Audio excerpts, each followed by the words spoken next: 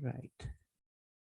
Today we have to examine chapter 6, Dhyana Yoga, right? So we are going to examine what the Bhagavad Gita says about meditation and the control of the mind. What does Arjuna say about control of the mind, and what is Shri Krishna's response to Arjuna's observation about control of the mind? All this is found in chapter 6, which is headed Dhyana Yoga, right? The yoga of meditation. Right. So, but before we commence, as usual, we pay our respects and obeisance to Sri Radha Govinda temple deities at ISKCON Mangalore, and our pranams and our respects and obeisance to Srila Prabhupada.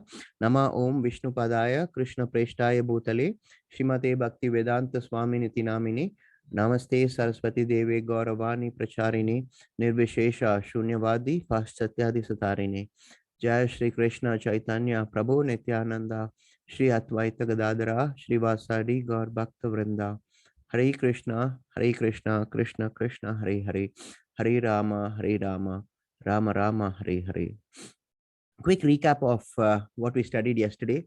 Yesterday, Arjuna commenced with the question whether sannyasa was better or was karma yoga better. Krishna gives a very decisive answer that karma yoga is better than sannyasa. Then we saw about nishkama karma yoga, more concepts of what we studied in chapter 3, and then we concluded with liberation by focus on the supreme. Right, the verse numbers were given. I hope you had taken the effort to read a few of the verses by yourselves from the book. I hope so, right? Hare Krishna. Let's go to chapter 6 now. Just an overview first. So first we see what a yoga is. Okay, so advancing in Ashtanga Yoga. Then we see the next heading is stages of Ashtanga Yoga practice, and why does control of the mind become so relevant, and what happens to a person who is not successful on the path, on the Ashtanga Yoga path. Right, importantly, and the final heading for the day would be Bhakti Yoga, the topmost yoga, and that would form the segue into the next part of Bhagavad Gita, because today we will be completing 1/3 of the Bhagavad Gita. So my congratulations in advance, right? And also another request: there's a lot of rain in Delhi today.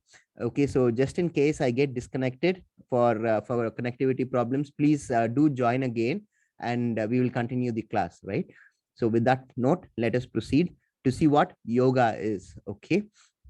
So what is yoga? Is this picture, a few pictures I'm going to show, and just form an opinion whether these are what yoga is. Okay.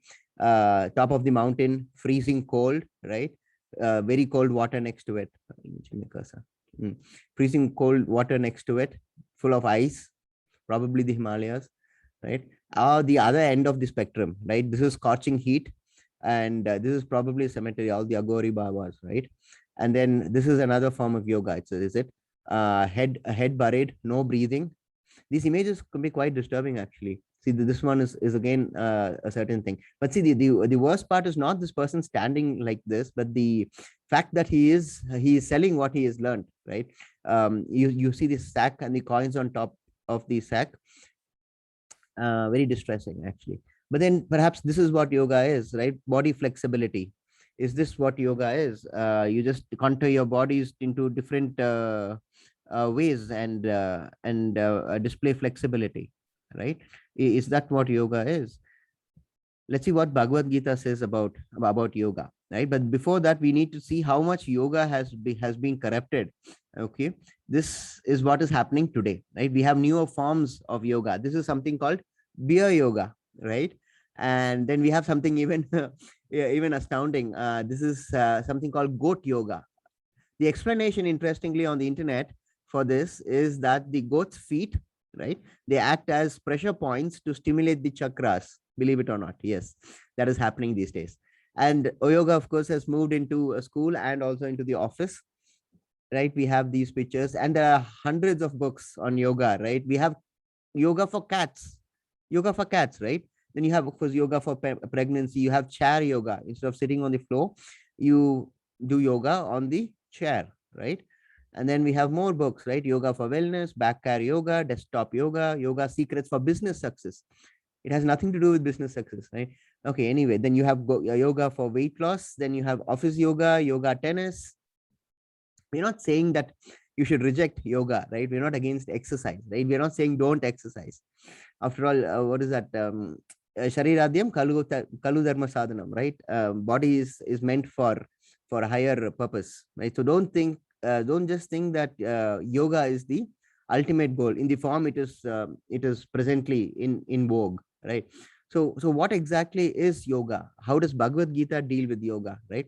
I've already dealt with what yoga is, right? Yoga comes from the Sanskrit word. I've explained this in previous classes, yuj, right? So yuj means connection, or to elevate oneself, right? So connection with whom? Connection with God, right? So that's yoga, right? And Ashtanga yoga, Bhagavad Gita, the yoga dealt with here is Ashtanga yoga, right? Ashta means eight, and anga is limbed, right? So let's examine what are the 8 limbs of yoga, right? So it starts with yama. From here, let's start from here, right? So yama, which is external disciplines, niyama, which is internal disciplines, asana, which is posture, pranayama, breath control, pratyahara, withdrawal of senses, dharana, concentration, dhyana, meditative observation, all eventually lead to samadhi, which is union, integration with the supreme. Okay, but then what is happening these days is mostly this pranayama, right? And then we have let go of all these aspects of um, of yoga, right? So all these put together is what yoga is, right? So this is what is the yoga which is described in Bhagavad Gita. Okay, and let us see, examine each heading and the respective slogas which is associated with that, right? So let's commence with the first one, which is yama, right? So yama means, yes, yama is dealt with in chapter 6 verse 10. It says he should not live alone in a he should live alone in a secluded place and should always carefully control his mind. So that is yama. Okay, what is niyama? Niyama is dealt with in 16.17.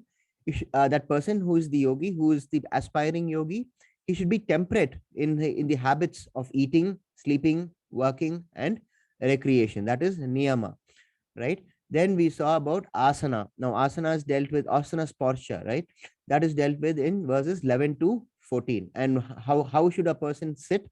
He must lay kusa grass on the ground, then cover it with a deer skin, and the seat should neither be too high nor be too low, and it should be situated in a sacred place. Now when they say situated in a sacred place, it's not the puja room. Okay, sacred place here means that the place itself has to be sacred. We're talking about Rishikesh, Haridwar, Kashi, and so on, that sort of a place, right?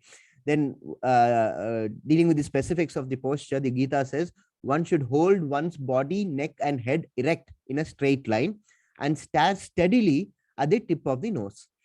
Okay, now that we are walking around with the perfect posture, our body, neck, and head should be erect in a straight line, it appears, right? And then we are supposed to stare steadily at the tip of the nose, right? Thus, with an unagitated, subdued mind, devoid of fear, completely free from sex life, one should meditate upon me, right? The me, of course, here is the Supreme Lord.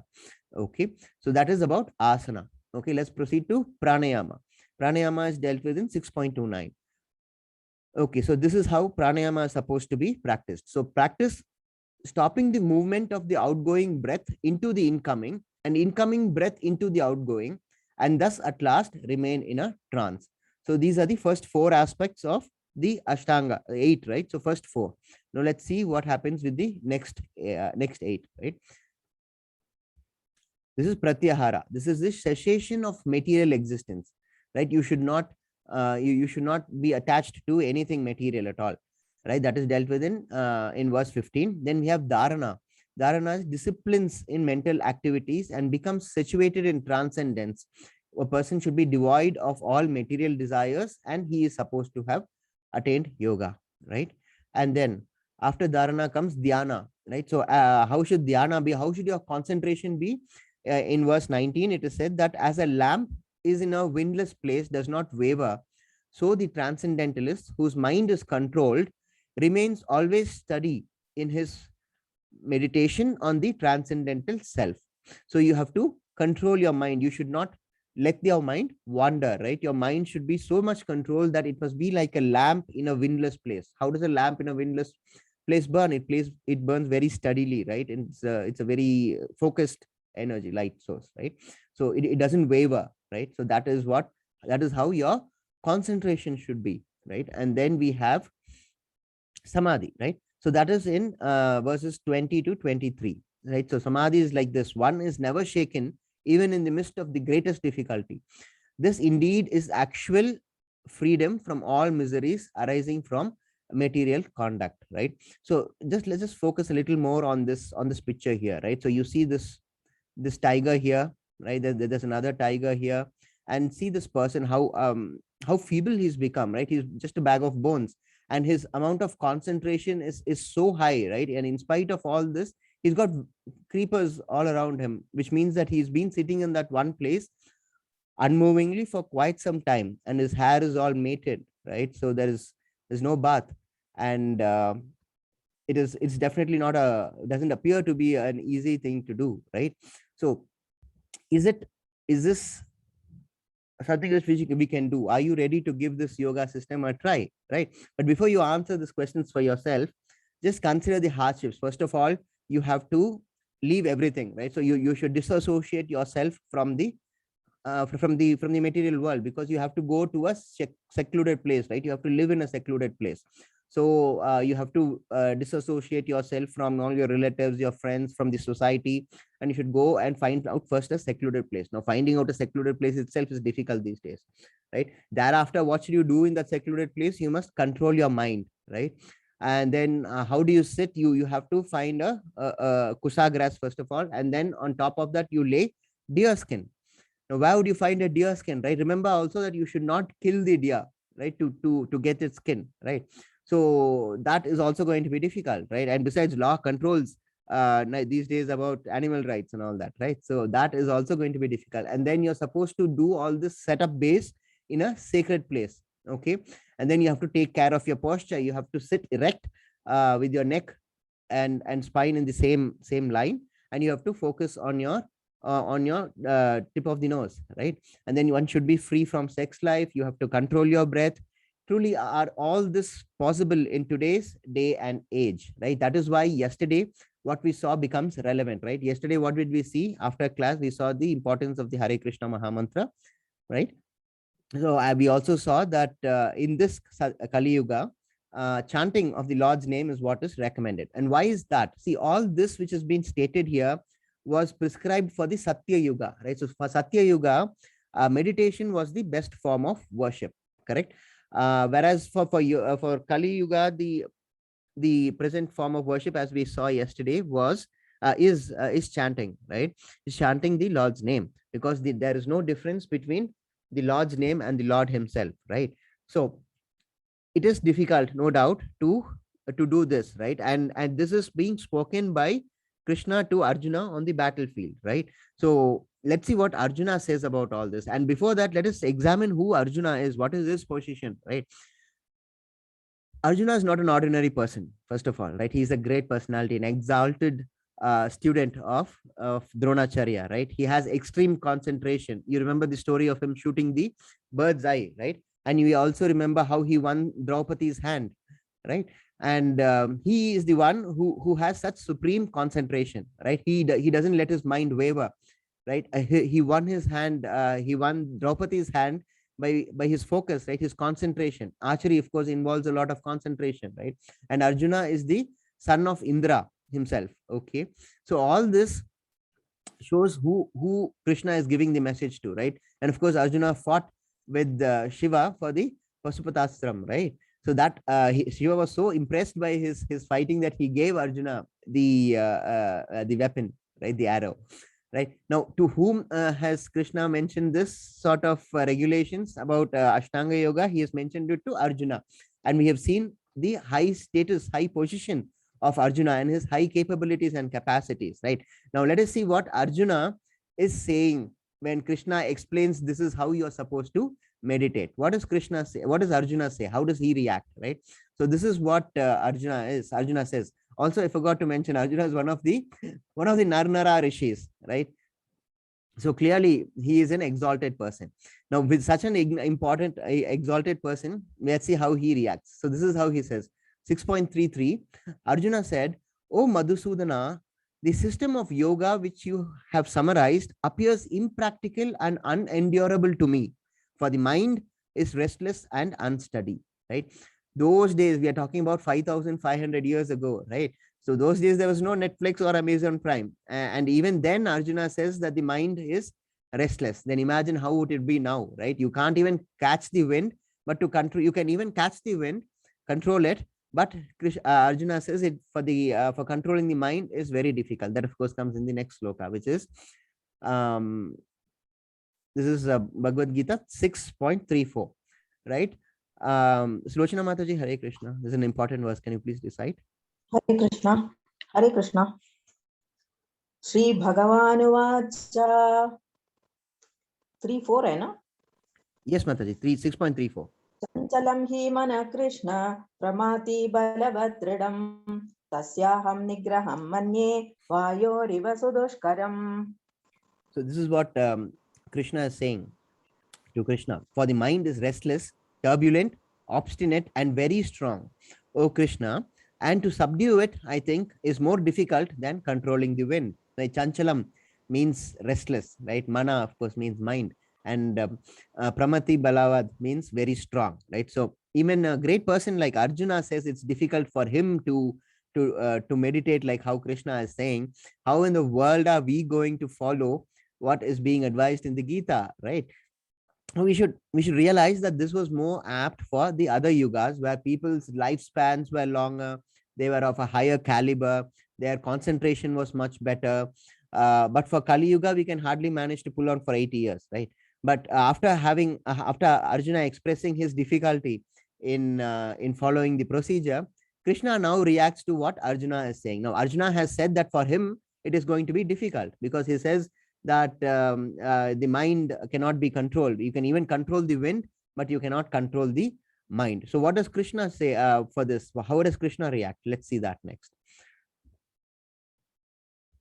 That is in 3.6.35 and 36, right? The blessed Lord said, O mighty armed son of Kunti, it is undoubtedly very difficult to curb the restless mind, but it is possible by constant practice and by detachment.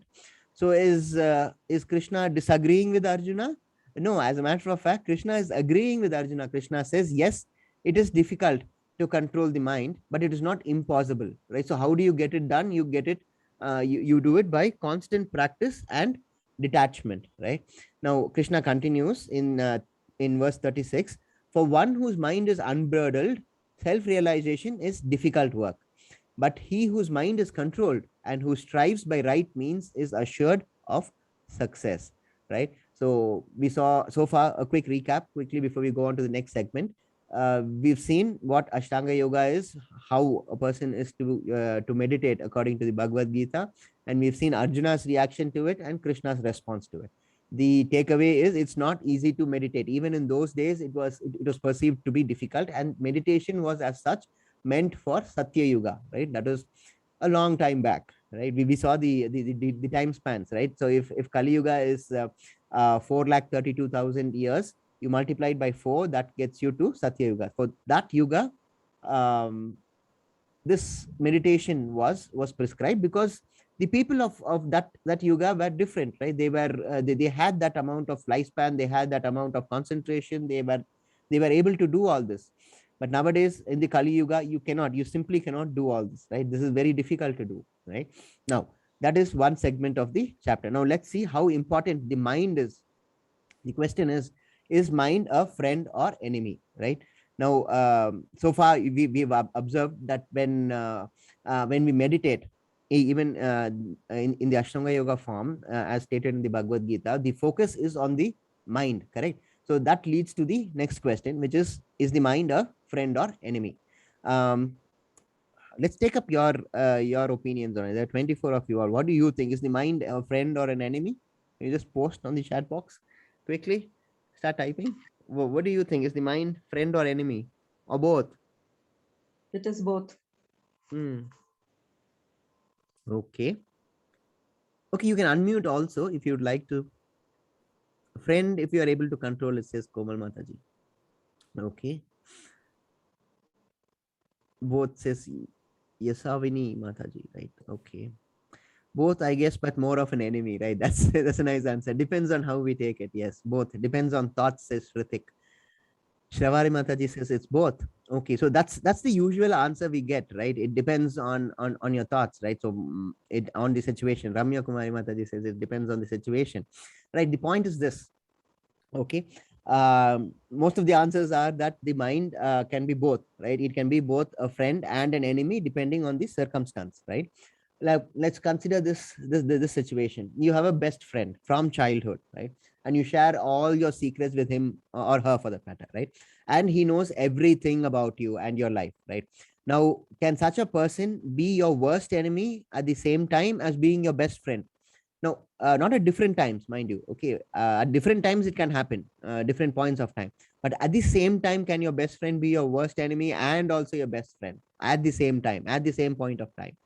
Right? It is actually impossible. Right now, here Homer appears to have two things, two entities on either side of his shoulder. Right. So Homer is just one person, but then he has one good side of his mind, which is the friend part of it, and one bad part of it, right? So in reality, it's not just two. There are going to be multiple voices, right?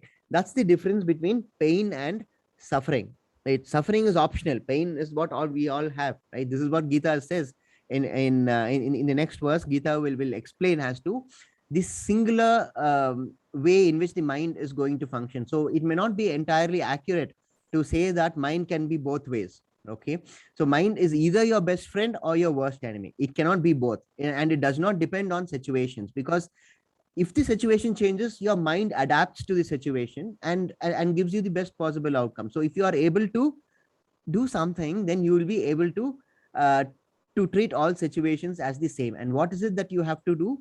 Let's examine the next slide, which has the answer, right? This is in the chapter 6. So for him who has conquered the mind is the best of friends. But for one who has failed to do so, his very mind will be the greatest enemy, right? So it is not both. Our minds are either our greatest enemies until we conquer it, at which point of time it becomes our best friend, right? And if we don't conquer it, it continues to remain your worst enemy, right? But Prahalad also confirms this in Canto 7 of Srimad Bhagavatam, right? He says we usually look for trouble outside, and we try to resolve trouble as if it is coming from outside, when all the trouble starts from inside, from within, right? That's the reason why Krishna says that the control of the mind is so important, right? So just understand this, that the mind cannot be two things at the same time. It can either be your best friend or it can be your worst enemy. The problem is in Kali Yuga, it's usually our worst enemy, right? That's because we haven't actively tried and controlled our mind. So that's why Krishna says for the one who has conquered the mind is the best of friends, right? But for one who has failed to do so, it will be his greatest enemy, right? So next sloka is 6.37. Arjuna said, okay, so this is one aspect. So first we saw about the yoga, its kinds, its types, and its activities. Then we saw Arjuna's reactions, Arjuna's observation and Krishna's reaction to it. And then we examined about the mind and its control, right? Next is important. This is, I think we had a question also about 3 classes ago about this aspect. What happens to a person who tries to implement the teachings of Bhagavad Gita but fails, right? So what happens to him? That's the same question Arjuna also asks here in 6.37. So let us read 6.37. Arjuna said, "O Krishna, what is the destination of the unsuccessful transcendentalist who in the beginning takes to the process of self-realization with faith, but who later desists due to worldly mindedness and thus does not attain perfection in mysticism?" So Arjuna is again back to asking questions, right? This question is pertinent. It's a very practical question. Arjuna's question is this, right? So what happens to a person who adopts the process of self-realization and sincerely tries to make progress, right? So Bhagavad Gita is a manual to attain self-realization, right? So there are various means in which one can attain self-realization. And one person, supposing he wants to attain self-realization, he starts to practice the messages in the Gita, right? Now, having started to practice the messages in the Gita, it's not going to be an easy easy or a smooth path throughout, right? It's easy in the sense it's simple, but then to implement it is where the difficulty arises, right? So for let's take for example this first teaching that we have in the karma yoga chapters, this teaching that we have in the karma yoga chapters, that you have to dedicate your work to Krishna, right? Your food to Krishna. Supposing a person wants to do it and he started doing it, but then he fails, he doesn't remember, or he's not able to implement any of the lessons of the Bhagavad Gita. What happens to him? Because for such a person, if you go on and examine, there are more concepts which require certain activities to be done, and we will discuss all those activities in the further chapters, right? In the Bhakti Yoga chapters and in the Jnana Yoga chapters. Now supposing a person is trying to implement those things and he is not able to, but he is trying sincerely, okay? Because the verse says so sincerely, right? It says he's trying to get it sincerely with faith, right? Self realization with faith. Now what happens to the person who tries to implement it but fails, right? Had that person, for example, Arjuna is asking for that person, had he not adopted the teachings of the Bhagavad Gita, he would have at least felt that he was enjoying with material senses, right? But since he had given up on that also, then he has failed in his quest also for self-realization. He is left in the middle of nowhere, right? So Arjuna's question is simply this: supposing I start to implement the messages of the Gita, and I start to deprive myself of all the sense comforts, and I start meditating, or so on and so forth, but still I'm not able to do it completely, and I stop in between. What happens, right? So let's see how Krishna answers it. But before that, there is another uh, continuation of the question, right? So 6.38 is again Arjuna continuing the question. Okay. O mighty armed Krishna, does not such a man who is bewildered from the path of transcendence fall away both from spiritual and material success and perish like a riven cloud with no position in any sphere? Right now, since Arjuna has received confirmation from Krishna that this method is indeed difficult, he proceeds with this question, right? Arjuna's curiosity and thirst for knowledge is like a child, right? He keeps on asking questions, right? That's why this land has always been a land of seekers, right? But that's another story, right? Okay, for now in 3.6.38, the question is, Arjuna is asking what happens to a person who adopts the spiritual path, but for some reason falls off the track, right? So Arjuna compares it like a riven cloud. What's a riven cloud? The riven cloud is a cloud which detaches itself from a slightly larger cloud and gets attracted to a very large cloud. Okay. Now, in this process of being detached and going towards the larger cloud, it sometimes so happens that it is neither here nor there and it dissipates. Okay. So Arjuna compares a person who has left the material world behind and is in the spiritual path, but doesn't reach the destination. So what happens to him? Is he like the riven cloud who is lost with no position in any sphere? That is the question, right? Now let's see how Krishna answers this. 6.41. So this is Krishna answering Arjuna's query, right? Now, what was Arjuna's query? Just to reiterate and repeat, Arjuna's query was what happens to the person who has left behind the material world and who is trying to control the senses and implement the teachings of the Gita, and who is on the spiritual path but fails before he reaches the destination, right? Just understand this question because it's important. It has practical aspects, okay? Because many of us will want to try and implement the messages of the Gita, but it sometimes so happens that that sometimes it becomes difficult and we fall off the path, right? So Krishna explains what happens to a person who falls off the path. That is in 6.41 and 6.42. Now, what is Krishna saying here? 6.41. After many years of enjoyment on the planet of the pious living entities, is born into a family of righteous people or into a family of rich aristocracy. 6.42. He takes his birth in a family of transcendentalists who is surely great in wisdom. Verily, such a birth is rare in this world, right? So these are the two answers that Krishna gives. I mean, these are the answers that Krishna gives in these two verses, right? So Krishna says a person who has failed, who has tried to implement the teachings of the Gita but has failed, what happens to him? First, he goes to heavenly planets, right? First, he goes to heavenly planets, and after many years of enjoyment there, that person is reborn into a family of righteous people or aristocratic family. Why is Krishna mentioning these three families, right? First is he mentions about the family of righteous people, and then he mentions the family of rich aristocracy, and also in 6.42 Krishna mentions family of transcendentalists, right? So why is Krishna mentioning specifically these three families, right? He could have broadly said blandly that he'll be born in a good family, right? But then Krishna specifies these three families. Why is that so? Because circumstances maketh a man, right? And a person who is already pious by his practices in the previous births tends to be of such nature, because he's automatically pious, he's born pious, right? And Krishna makes it easier by letting them to be born in families where they do not have to struggle to follow the spiritual path, right? So in a rich aristocratic family, the basic needs are automatically met. There is no problem for money, the family has influence, so the person feels secure, and he should continue. Krishna makes it easier for him to continue his journey on the spiritual path. Similarly, if a person is born in a righteous family, or in a family of transcendentalists, he would not face any obstacles in the spiritual path. Correct. So all these go to show that even if you put in a little effort, Krishna rewards that effort to a great deal and makes it conducive in the next births for a person who has failed in the previous birth to adopt the practices of Bhagavad Gita, right? So that is important. And where does this all start with? It starts after many years of enjoyment in heavenly planets, right? So understand this. When we do good deeds, or what we perceive to be good deeds or punya, we only go to heaven, right? Unless and until you adopt bhakti, or unless and until you that we'll see in the next part, right? Next six chapters are all about bhakti yoga. So unless you surrender to the Lord, there is no hope of transcending beyond heaven.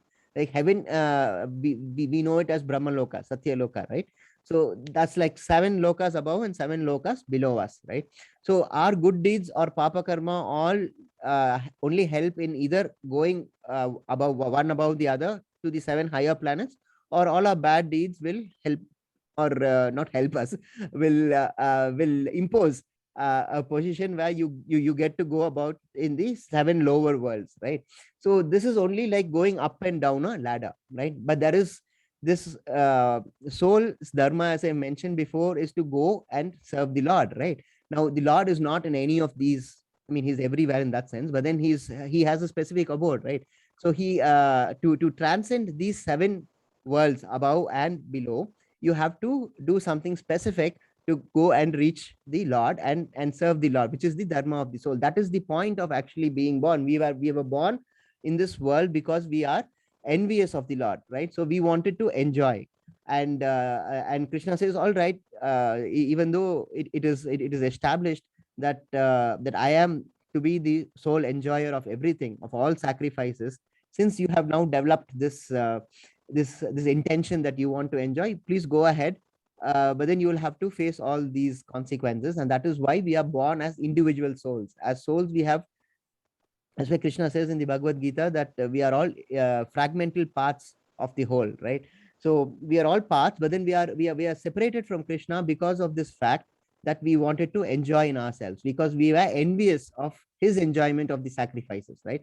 So it is that Krishna says, all right, you want to enjoy, please go ahead, right? And then we are in this place, and Krishna describes this place as Dukalayam Asaswatam, that is a place full of misery, and it is temporary, right? So we are born here, right? So which is why the dharma of the soul is to go back and be with the Lord and serve the Lord, right? And therefore it is that in order to transcend this ladder, you have to go beyond the ladder, and that is done only by bhakti. Okay, and that we will examine. That's why I said bhakti is the highest form of yoga, and that is why it's in the middle of Bhagavad Gita. It's like protected on both sides by karma yoga and by jnana yoga, right? It's like the sandwich. The example I gave was the sandwich, right? The tastiest part of the sandwich is the one in the middle, correct? Not the breads on either side, right? But anyway, we have deviated a little, but all that we will be examining it in detail. So please treat this as an introduction to the next 6 days. Okay, right? So as Krishna was saying, what happens to the person who is not successful in the path of spirituality? So that person is born in either of those three families, right? So let's examine the next verse, which is this 6.47. and all yogis, he who all sorry, and of all yogis, he who always abides in me with great faith, worshipping me in transcendental loving service, is most intimately united with me in yoga and is the highest of all. Okay, so this is the verse which sets the scene for the next 6 chapters, because Krishna is saying here that of all the yogis, who is the best yogi? One who is with great faith and worships Krishna in transcendental loving service. That is a person who is most intimately united with Krishna in yoga and is the highest of all, right? So I'm not the one who is saying that Bhakti Yoga is the highest, right? Krishna is the one who is saying that Bhakti Yoga is the highest, because Krishna says with great faith. That's the first element. First of all, you have to have faith, right? Second, worshipping Krishna, right? So that is also mentioned in the sloka. And third, loving service, transcendental loving service, which is also called devotional service, right? So these, a person who does all this is the highest, is most intimate with the Lord and is the highest of all, right? So give me an example of best yogi. Perhaps that would be Narada himself. Who's the greatest yogi? A short story here, okay, about Narada. A small, let's say, a life history of Narada, right? This story is mentioned in Srimad Bhagavatam. For all stories, we always go back to Srimad Bhagavatam only, because that book is so full of knowledge, right? And so simple to understand. It's very, see the difference between Bhagavad Gita and Srimad Bhagavatam. Bhagavad Gita is Krishna speaking about himself, right? And Srimad Bhagavatam is where the devotees of Krishna speak about Krishna, right? So we have Lord Shiva appearing in Srimad Bhagavatam. We have Brahma appearing in Bhagavatam. We have Prahalad appearing in Srimad Bhagavatam. There's so many beautiful verses of Srimad Bhagavatam, which is why it's like a three-tier structure, right? So first you get familiar with Bhagavad Gita, then you read Srimad Bhagavatam, and then you move on to Chaitanya Charitamrita, right? That's the sequence in which one is supposed to read. Okay, now let's examine the story of Narada from Srimad Bhagavatam, right? Now Narada speaks to Vedavyas, and he tells him his story, right? So Narada was born to a maid servant, right? And he did not even know who his father was, right? So, and he also says that he was not a very active boy, in the sense that he was more introvert than an extrovert, and he was not interested in sports, right? So he usually kept quiet and kept to himself, right? So when he was a small boy, 4 sannyasis came and lived with them during the monsoon time, heavy rains, right? So these sadhus are usually nomads. They keep traveling from one place to another, right? So when these rains came, the monsoon time, heavy rains, so they stayed at Narada's mother's place, right? So because they had nowhere to go, right? So at that time, these 4 saints, they used to take help of Narada for small works like getting water for them and so on, right? And Narada used to comply willingly, and he thus obtained their blessings, right? So once it so happened that Narada expressed a desire to eat the leftovers of the sadhus, right? And they permitted it.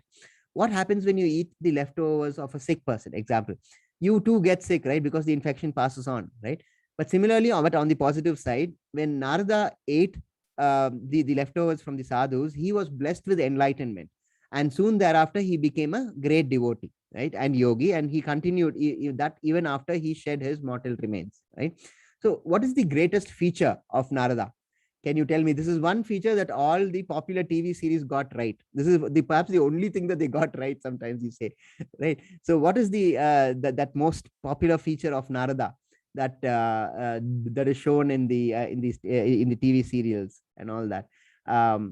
It's a very popular thing. Can you tell me the chat box? What is that one popular thing? Or even if you can unmute yourselves, continuously chanting God's name. Perfect, Mataji. Komal Mataji, thank you. Perfect. That's the answer. Yes, Narayana, Narayana. That's right.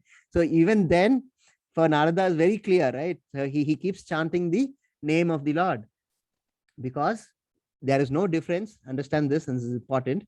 There's no difference between the Lord and the Lord's name, right? They are both one and the same. Even the Bible says this, right? Hallowed be thy name, right? Oh Lord, who art in heaven, hallowed be thy name. That's the phrase from the Bible, right? So even there, the name of the Lord is no different from the Lord, right? So it is in our culture also. So it's all one. The point is that we should understand this, because sometimes there is quite a lot of confusion on this aspect, that how can the name of the Lord be the person, the Lord himself? How can it be one and the same. See, when someone calls you by your name, you turn back immediately, right? Someone calls me Sri Ram, I look around and say hello, right? So it's like that, right? You take the Lord's name, the Lord takes notice, right? So that is about Narada, right? Now let's just summarize this, and as an introduction to the next chapter, let's just have a look at the hierarchy of yogas, right? Now let's see what's there. How are the how is this hierarchy based upon, right? The ultimate goal is to go here, right? Reach Krishna, right? And for that there are several ways, right? There are three kinds of yogas mentioned in Bhagavad Gita itself, right? Karma yoga, Jnana yoga, and Bhakti yoga. Now it is simple service to the Lord. Bhakti yoga is what is that? It is the best, quickest, and the easiest way, right? It is just simply serve Krishna. You can either take the longest route by going through the other two, which is Karma yoga and Jnana yoga, but this is like the lift. Okay, it's like taking the stairs, and it's like taking the lift to your destination. Supposing you are in the 30th floor, right? Now, would it be better for you to take the lift, or would it be better for you to take the stairs? Both of them take you to the same destination, right? The 30th floor, but then which is quicker, which is easier, which is best, right? A person with any sort of intelligence would definitely take the lift, right? So that why therefore it is that Bhakti yoga, which is the most simplest way and the easiest way, is held to be the highest form of yoga, right? And what is Bhakti yoga mainly comprised of? It comprises of the chanting of the Mahamantra, right? It is an integral part of Bhakti yoga, right? Another important aspect has to be understood, right? Let me give an example. um this thing of going and merging with divine, there is no merger in that sense with Krishna, right? When we go to Goloka Vrindavan, where Krishna is in his two-handed form, there is no merger. We don't go and join Krishna in that sense, right? Our position there is to serve Krishna, and service to Krishna is not like how we have we have maids and manservants on planet Earth, right? It's not that anybody is going to treat us badly. In fact, Krishna's only work there is to be involved in leelas, in his pastimes, right? And there is so much joy which is derived from Krishna's pastimes, both by Krishna and by the souls who serve him, right there. So therefore it is that it's not, service doesn't mean like the service that is understood on planet Earth. So that is another important aspect to be understood. These are all your takeaways from this chapter, right? Let's see. Oh, this is the lift and the staircase example, right? So Bhakti yoga is like this lift. You go directly to your destination, and this is the easiest way. But then you take the stairs, you do get to the destination, but it is longer, right? And it is not one which is meant for this yoga, because we don't have that amount of lifespan to be spending so much time in following something which is not authorized for this yoga, right? So that we conclude today's chapter. And how do we conclude? We always conclude with a overview of what we have studied so far, right? So what have we studied? First, we studied about yoga. First of all, we started what yoga is, what is Ashtanga yoga, and what are the stages of Ashtanga yoga practice, in the sense that what all are you supposed to do, that there are 8 limbs to the yoga, right? And then we saw about the mind and how you control it, and mind is the best friend if you are able to conquer it, right? And then we saw the destination of unsuccessful yogi, and we concluded it with the point that Bhakti yoga is the topmost yoga, right? So with that, we conclude today's chapter. Sorry. Please take care of your mics, right? Om Ajnanatimirandasya Jnananjana Salakya Chakshurmilitam Yena Tasmai Shri Guruve Namaha. Vancha Kalpatarubhyascha Kripa Sindhubevacha Patitanam Pabanebhyo Vaishnavebhyo Namo Namaha. Yesterday, we saw the history, reason, and beauty of the Mahamantra, right? So today, after Ashtakam, I'll play a short video, very nice video, very sweet video about how you chant on the Mahamantra, on the beads. Okay, so that would be about 3 minutes video. So it's a very pleasant video to watch, right? And then tomorrow's class is going to be full of philosophy, right? It is the first chapter from the point of view of Bhakti Yoga chapters, right? So please, some extra attention would be nice. It will be required. And Bhakti Yoga is as I was mentioned quite often before, is the best part of the Bhagavad Gita. So please do attend. We will examine tomorrow about the Big Bang theory, because tomorrow is a Sunday. I have taken the liberty of of making it a little longer, right? So we are going to examine about the Big Bang theory. Then we examine the energies of Krishna, the 9 stages of bhakti, the 9 symptoms of bhakti, who is attracted to Krishna and who is not.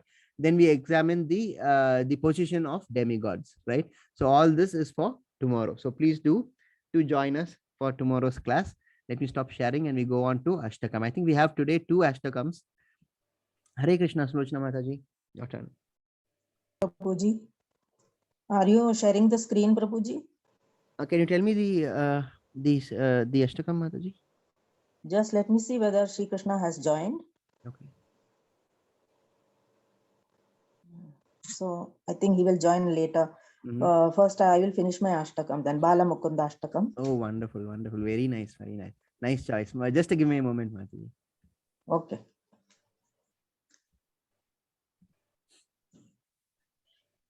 Bala Mukunda Ashtakam, just as an introduction, was written by Markandeya. Markandeya. Yes, yes. If anyone knows about, why is my memory failing me? Okay, anyway, I'll get to it in a moment. Okay, let me just get the lyrics first, please. Just give me one moment.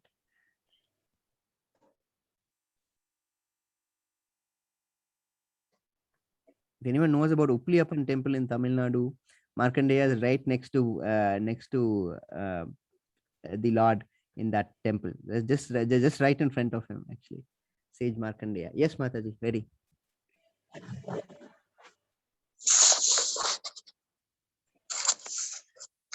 Sri Bala Mukundashtakam. करारविन्देन पदारविन्दं मुखारविन्दे विनिवेशयन्तं वटस्य पत्रस्य पुट्टेशयानम्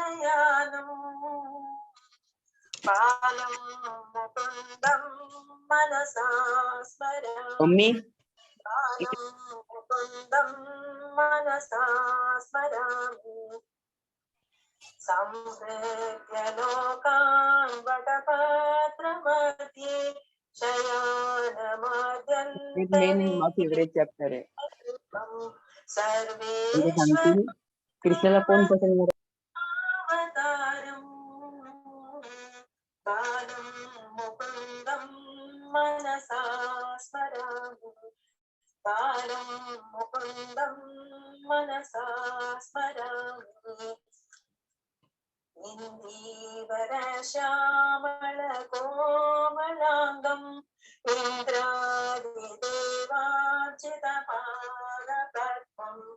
सन्तानकल्पद्रुममाश्रितानाम् बालं मुकुन्दं मनसा स्मरामि बालं मुकुन्दं मनसा स्मरामि दम्बालकं लम्बितहारयष्टिं शृङ्गारलीलाण्डितदन्तकण्ठिं बिम्बाधरं चारु विशालनेत्रम् बालं मुकुन्दं मनसा स्मरामि बालं मुकुन्दं मनसा स्मरामि शिक्तीनिकायाद्यपयोदरीनि पदेर्गतायां व्रजनायिकायाम् उक्त्वायतेष्टं कपटेन सूक्तम् बालं मुकुन्दं मनसा स्मरामि बालं मुकुन्दं मनसा स्मरामि कलिन्दजातं स्थितकालियस्य फलाभरङ्गेन नटनप्रियन्तं तापोच्चहस्तं शरबिन्दुवक्त्रम् बालं मुकुन्दं मनसा स्मरामि बालं मुकुन्दं मनसा स्मरामि उलूखलेभगमुदारशौर्यम् उत्तुङ्गयुग्मार्जनभङ्गम्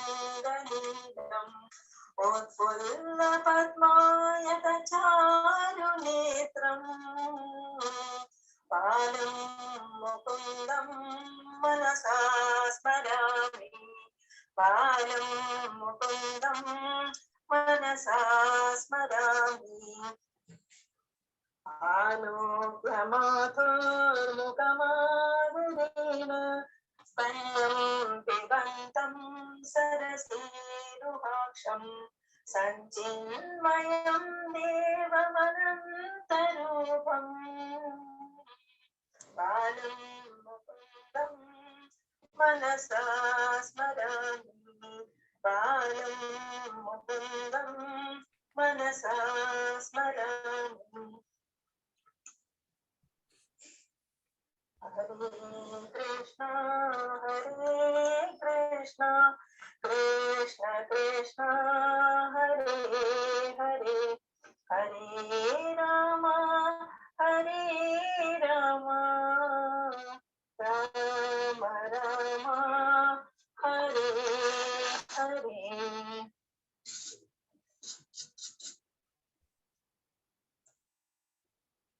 Thank you, Mataji, very much. Very pleasant. Hare Krishna, Hare Prabhu. Krishna. Hare Krishna. Next time, Mataji, just try moving a little closer to the mic because it appeared to be a little away. You were a little away, so the voice was not very clear, though it was very pleasant. The voice could have been better, actually. So next time, just please try moving next to the mic so that you're able to be more Sri audible. Krishna has joined. He's here? Yeah. Yeah, Hare Krishna. Let me... Sri okay, Krishna, please raise your hand. They can unmute themselves, right? Yes, Prabhu. Yes. Unmute yourself, Sri Krishna. Right. वसुदेवसुतं देवं तं स चान्दमर्दनं देवकी परमानन्दं कृष्णं वन्दे जगद्गुरुम् अतति पुष्पशङ्काशं हारनूपुरशोभितं रत्नकङ्कणकेयूरं कृष्णं वन्दे जगद्गुरुं कुटिलालकसंयुक्तं पूर्णचन्द्रनिवाननं विलसत्कुण्डलधरं देवं कृष्णं वन्दे जगद्गुरुं मन्दारगन्धसंयुक्तं चारुहासं चतुर्भुजं बर्हिपिञ्चापचूडाङ्गं कृष्णं वन्दे जगद्गुरुम् उत्पुल्लपुल्लपत्राक्षं नीलजीमूतसन्निभं यादवानां शिरोरत्नं कृष्णं वन्दे जगद्गुरुं रुक्मिणीकेलिसंयुक्तं पीताम्बरसुशोभितम् अवात्मतुलसीगन्धं कृष्णं वन्दे जगद्गुरुम् गोपिकानां कुचद्वन्द्व कुङ्कुमां कितवक्षसं श्रीनिकेतं महेश्वासं कृष्णं वन्दे जगद्गुरुं श्रीवत्साङ्कं महोरस्रं वनमाला विराजितं शङ्खचक्रधरं देवं कृष्णं वन्दे जगद्गुरुं कृष्णाष्टकविधं पुण्यं प्रातरुद्राय पटे कोटिजन्मकृतं पापं सुरनां तस्य नश्यति. Thank you, Prabhuji. Hare Krishna. Rama. Thank you, Sri Krishna. How old are you, Sri Krishna? 7 years. Oh, very nice, very nice. It was very pleasant hearing to you. What was just recited is the Krishnashtakam, correct? That was the Krishnashtakam. Thank you, Sri Krishna, for your rendition. Thank you. It was very pleasant listening to it. Hare Krishna. Thank you, Prabhuji. Well done, Hare Sri Krishna. Thank you. Right. Thank So you. we proceed to question and answer session. Any questions? I hope you have understood this chapter. It's relatively a easier and a shorter chapter. All clear? No questions? Okay, no questions. Right. So we conclude today. Oh, Ritik has a question. Yes, Ritik, please go ahead. Hare Krishna. Hare Krishna. Hare Krishna, Prabhuji. Hare Krishna. Please go ahead. Yes, am I audible? Yeah, loud and clear. So Prabhuji, you have said that playing is also our duty. So I wanted to know, how do we perform our duty during, let's say, unethical situations? Like I play football, and due to the heat of the game can become quite aggressive. Foul plays, and there is a lack of sympathy. Hmm. So how do I perform my duty at that moment? How do you perform your duty when the other side is being unfair? Yes, Right. there are instances of cheating, foul language. See, I mean, this is more of a okay. Um, See, just because someone is doing what you perceive to be wrong, it doesn't mean that you have to pay back in the same coin, right? If they are adopting unfair means, it's their problem. The karma associates only to them, right? But then if you also start playing unfair, then it'll start attaching to you also, right? So just because the other side is doing something wrong, don't let that be a reason for you also to adopt some unfair means. Okay, so that's the short answer straight away. But nice to know you play football. Good, we need more football players, right? Okay, but that's my answer. That, yeah, just because, as I mentioning, I'm repeating myself just for the sake of emphasize. At the heat of the moment, you may feel that this is entirely unfair, and sometimes even the referee does not see that, right? Well, what the other side is doing, and you might feel that you have given a goal because of that immediate reason, right? that that that that act of deception that is being adopted by the other side. But then you should not let that affect you, right? You have a duty to play fairly, so therefore your duty is to pay fairly, and in that discharge you cannot adopt any unfair means, right? It doesn't carry you very far. Even if you adopt unfair means, suppose it's a tournament, then it's definitely not going to take you very far in the tournament, right? So therefore, please don't adopt, just don't respond in the same way like they do, because then there is no difference between that person and you, right? You know the message of the Bhagavad Gita. Your duty is to play properly, play fairly. So that is the duty you have to do. What is the result? That is left entirely to Krishna. Okay, got it? Yes, Prabhuji. Yeah. I have another question. Yes. Uh, why do ISKCON people refer each other as Prabhuji and Mataji? Okay. Okay, it's more of a protocol. See, Prabhu literally means the Lord. Okay, so when we address, we address someone else with a proper respect, right? So it's like saying Mr. in English, right? But Mataji has a special connotation always. Every other person, every other lady who's not your spouse is seen as a mother, so that's why it is Mataji. Okay, so women always are given that amount of high respect everywhere, right? So ISKCON just follows that. So that's why it's Prabhuji and Mataji. Clear? Yes. Hare Hare Krishna. Krishna. Hare Krishna. Any further questions? Okay. Any questions in the chat? Let's see if there's any questions in the chat box.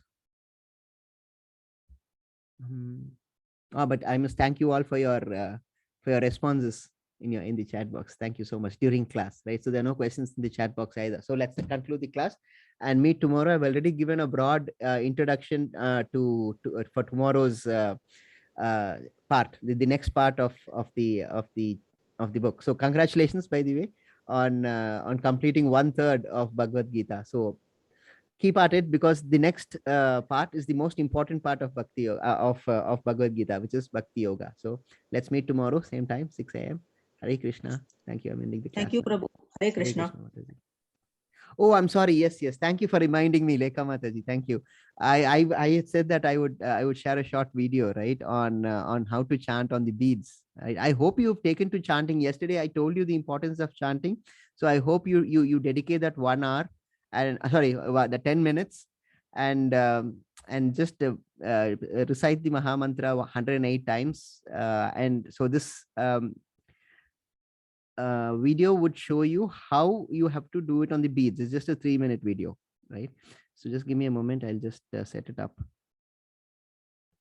I closed everything. No, just give me one moment. And I must thank Lekha Mataji for reminding me about this. Otherwise, I totally escaped from my mind. Okay, here we go.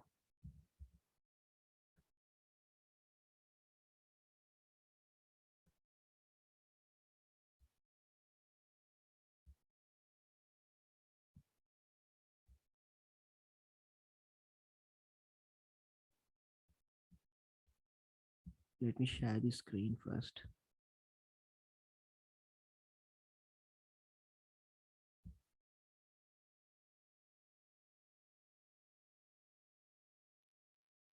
Is a part of Bhakti Yoga practice. Chanting the Hare Krishna Maha Mantra is a part of Bhakti Yoga practice. For this, you'll need a japamala and a bead bag.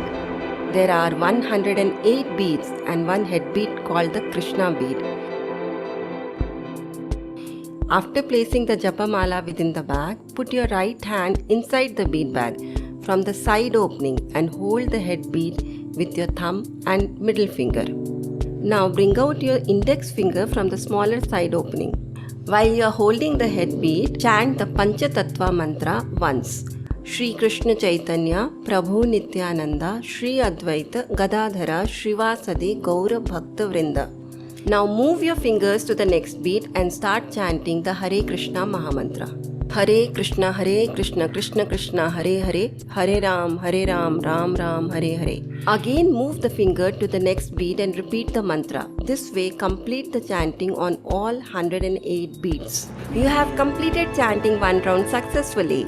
If you want to chant the second round of japa, you will have to reverse the direction of your chanting. Never cross the head beat. Chant the Panchatattva mantra on the head beat and then start chanting from that beat on which you finished your 108th mantra. So remember, chant softly such that you are able to hear yourself. Hare Krishna, Krishna Krishna, Hare Hare, Hare Ram, Ram Ram, Hare Hare. Also, you can move one counter beat up the string after finishing every round. This way, you can keep track of the number of rounds you have chanted. Always chant with your right hand. Your index finger coming out of the bag helps you hold on to the bag and prevents it from touching the beads. Now, just because your left hand is idle does not mean that you can watch Netflix or start updating your WhatsApp status. Take 7 to 10 minutes to complete one round. Remember, your japamala is sacred, so always keep it in the bead bag. Don't keep the bead bag on floor and don't step on it. It should be kept in a clean place. You can chant this mantra at any time of the day. Thank you for watching. Chant Hare Krishna and be happy. Right, so it was very simple, right? It's not difficult to do at all. Okay, so just 10 minutes, just at least till the end of this this class, right? So 18 days we've now completed 6, so we have another 12. 12. Yes, Hare Krishna, Shri Krishna, please tell me. मुझे एक doubt है कि कृष्ण भगवान ने द्रौपदी को पहले क्यों नहीं बचाया? Okay, this is from Mahabharata, isn't it? We are on Bhagavad Gita, Shri Krishna. And okay, but anyway, I'll answer you. I'll need to explain it a little bit, explain it extra. Okay, but we have time, so I'll take it a little bit. See, Draupadi was brought into the Sabha by Dushasan, if memory serves, right? Dushasan was the one who dragged her into the Sabha, right? Yes. And she keeps holding on to her sari. If you remember from Mahabharata, if you have read a little bit of it, yes. At that place where she's brought into the Sabha, that there is quite a debate actually which is going on. She raises a lot of questions as to how it is that in the presence of all the elders of the family this is happening, and how is it that a husband can treat her his wife as a property. So there's a huge discussion, okay, about how this is not supposed to happen, right? Eventually there comes this stage when Duryodhan loses patience and Dushasan starts to try to dishonor her, right? So when he starts pulling her sari, Draupadi holds on to her sari, okay? So she is holding on to her sari and Dushasan is trying to pull it, right? But he's of course stronger, so she's not able to hold on, right? So unless and until when she realizes that this is not a situation which is in her control, she then lets go, and then she prays to Krishna. Okay, so until that point, Krishna did not interfere because Draupadi thought she could handle the situation. But when she felt that this is not possible and the situation is beyond control, only then she surrenders to Krishna. Correct. So the moment she surrenders to Krishna, Krishna responded. Isn't it? He gave her the endless supply of sari. So Dushasan kept pulling and pulling and pulling, and then the sari just didn't end.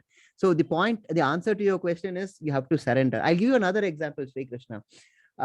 you know Gajendra Moksham, right? Yes. Gajendra Moksha. Anna. Yes, ma'am. Yes. Okay. Yes, Okay, so Prabhuji. in Gajendra Moksham, this crocodile gets hold of the elephant's foot, right? Yes. Gajendra's feet, right? Yes, And and Mahavishnu. sorry. Yes, and Mahavishnu came in Garuda and saved Yes, the yes, that's the story. That's the elephant. story. But what I wanted to emphasize there was this tussle is taking place. This fight is taking place between the crocodile and the elephant, right? And the elephant is trying to pull its leg away from the crocodile. So it's trying to fight with the crocodile, right? So that time Mahavishnu does not appear. Okay, it's only when the elephant realizes the situation is beyond its control and it is not able to help itself that it surrenders to Mahavishnu and calls for Vishnu's help, right? And that's when Vishnu comes and helps the elephant, correct? So therefore, it is the moral of the story as it is that you have to surrender to Krishna. That's why in chapter 18, and I've mentioned this sloka before, it says, Sarva Dharman Parityajya Mam Ekam Saranam Vraja, right? So Krishna says, surrender on to me, and I will rescue you in all situations. I will take care of all your sins, right? So that's why one should learn to surrender to Krishna. And until you surrender to Krishna, Krishna will not interfere. If you think you're able to handle the situation yourself, Krishna says, all right, don't okay, you have not bothered me yet, so I will not interfere. But when you say, Krishna, please help me, Krishna then interferes. So therefore, it is that Krishna did not interfere with, did not render his assistance to Draupadi until she asked for it. That's why even in Mahabharata, Arjuna specifically asks for Krishna's help, right? For his advice. And only then Krishna gives his advice. This surrender sloka, which was in chapter 2, right? So it is important that we have to surrender first to Krishna, and only then Krishna comes to our assistance, right? You understood, Shri Thank you, Krishna? ma'am. Thank you, Prabhuji. Hare Hare Krishna, Krishna. Hare Krishna. Ma'am, I can tell Bhagavad Gita's 46th sentence, Sorry? second chapter. Second chapter? Second chapter. Yeah. Second chapters, can I tell 46 sloka? Yes, please do. Karmani Vadikas. Go ahead. Yavanarthaudapane sarvasasamplutodake tavam sarveshu vedeshu brahmanasya vijanata karmanyevadikaraste ma phaleshu katachana ma karma palaheturbu mate sangostavarmani. Thank you very much, Shri Krishna. Thank you. Hare Krishna. Nice of you to join us today. Right? Looking forward to meeting you more. Okay. Hare Krishna. Thank Let's you. conclude. Oh, Mataji is there. Hare Krishna, Mataji. Thank you, Mataji. Thank you for your Krishna wonderful Mataji. explanation. Thank you very much, Mataji. Hare Hare Krishna. Krishna, Hare Krishna. And again, once again, thanks to Lekha Mataji for reminding me about the video, because otherwise I would have missed it and that opportunity would have been lost. Okay, so let's conclude today's session. Hare Krishna. Let's all meet tomorrow, same time, 6 a.m.